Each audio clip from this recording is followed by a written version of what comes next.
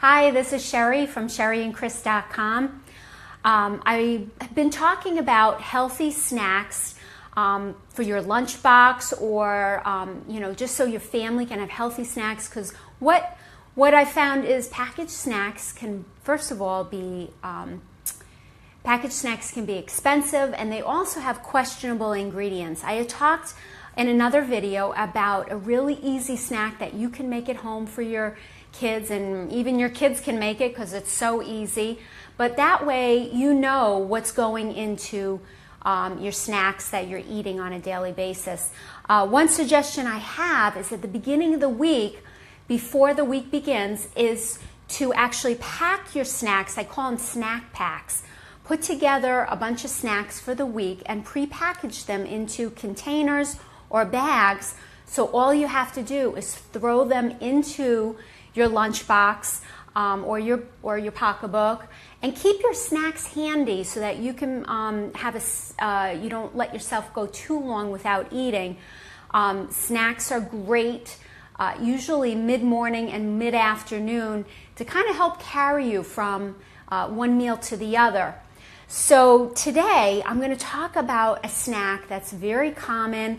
You can buy them in the supermarket all the time.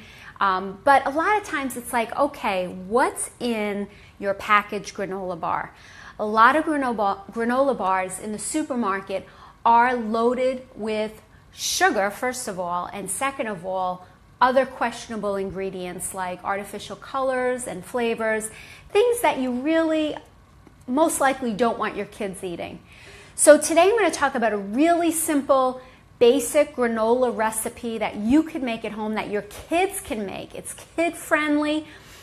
There's two different ways you could do granola bars. You could do a baked granola bar, but there's also no bake recipes. Today I'm going to be talking about a baked granola recipe.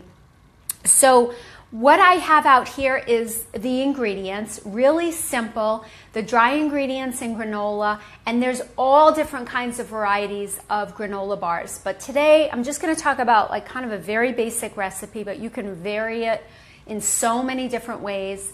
Oats, your dry ingredients are oats, nuts, a sweetener like brown sugar, and salt. The liquid ingredients I have here are maple syrup, coconut oil, and vanilla extract. That's it. And as far as sugar goes, what I do a lot of times when I try a recipe for the first time, I will follow it exactly to the T. So if it calls for a certain amount of sugar that I feel might be a little high for my family, I may try it the way it is, and then the next time I try it, I cut back on the sugar. I have found that if something calls for a half a cup of sugar, I'm pretty good with a quarter cup. So, use your discretion, but a lot of times you can cut back on the sugar and still get a really good tasting food at the end.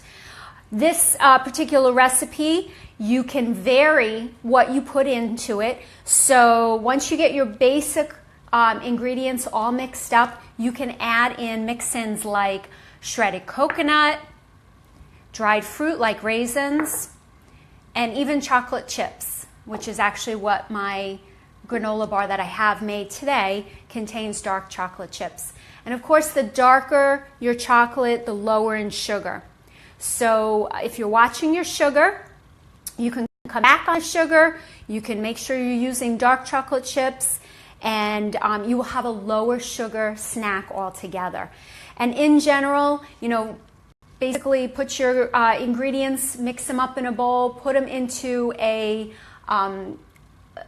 usually like a Pyrex dish, whatever kind of pan you want to use. Really, there's no rules on it. Just make sure you oil the pan a little beforehand, and you bake it according to the instructions. And I have on my Pinterest page at Sheri and Chris, I actually have several granola recipes.